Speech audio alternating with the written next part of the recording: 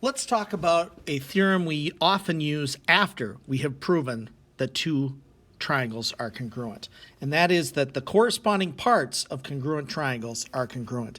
You'll sometimes see this written shorthand by the first letters of the big words. Corresponding parts of congruent triangles are congruent. So for example, if I have two triangles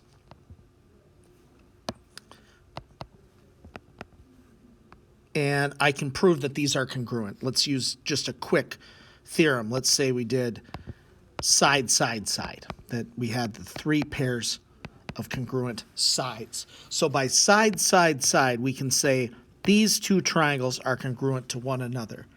Well, then the corresponding other parts must also be congruent, the parts we haven't used to prove congruence. For example, angle A, which just notice the corresponding means in the same place. So angle A is made up by the line with 3 tick marks and the line with 1. Well, that would correspond to angle X. So angle A is congruent to angle X because those are corresponding parts of congruent triangles. Likewise, angle B and angle Y must be congruent by the same reasoning. And of course, angle C and angle Z. And all of those, you could just say corresponding parts of congruent triangles are congruent. Let's do a full proof. If this video helps you, please like and subscribe for more geometry content. DB bisects AE. Let's just write down then what that looks like. If DB bisects AE, it means it cuts it in half. So this side and this side must be equal. AE bisects DB. So AE cuts DB in half. So this side and this side must be equal.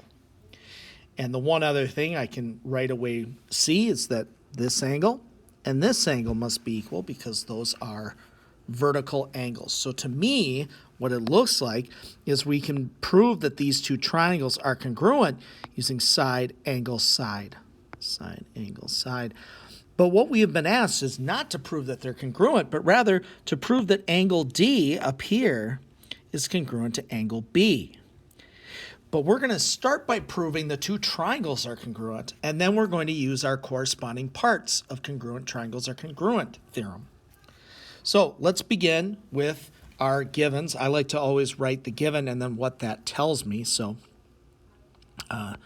DB bisects AE, and that was given. Now let me just write down then what that kind of gave me, that AE has been bisected. That means that CA is the same as CE, and that is the definition of a bisector. Now let's do the next given. AE bisects DB. By the way, you could reorder these and put both your givens together. I just like to write the given and then what that told me.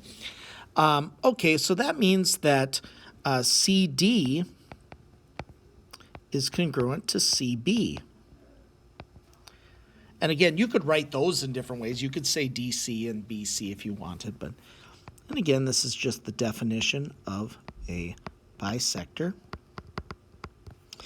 And then I got to be careful with naming these angles. D, C, E. Can't just name an angle C because we got a lot of angles at C. Congruent to BCA, trying to, keep the corresponding parts in the right spot, because these are vertical angles, are congruent. So now I can say that triangle DCE is congruent to triangle BCA by side, angle, side. But of course, that wasn't what we were asked to prove. We were asked to prove this. But that's easy now. We can easily say that angle D is congruent to angle B because these are corresponding parts of congruent triangles are congruent. Now, if you are in a class that does these typically with a flow chart, let me just quickly kind of draw what that flow chart would look. You'd have your two givens. I'm just going to write given, given, like that. That would then flow into that we have those congruent sides, okay? And then so we have the two congruent sides, and then here I would do the vertical angles, and then that would all then come together to say the two are congruent by side, angle, side, and then you would just say, okay, so the angles are congruent by corresponding parts, congruent triangles are congruent. So if you're in a class that uses flowchart reasoning, or you use a website or something that uses that, you would list your two givens kind of above, and then those would flow down to say, okay, so then I can establish those sides because of definition of a bisector. And then you'll use your angles, and then those three gives us the side, angle, side. If this video helped you, please like and subscribe for more geometry content.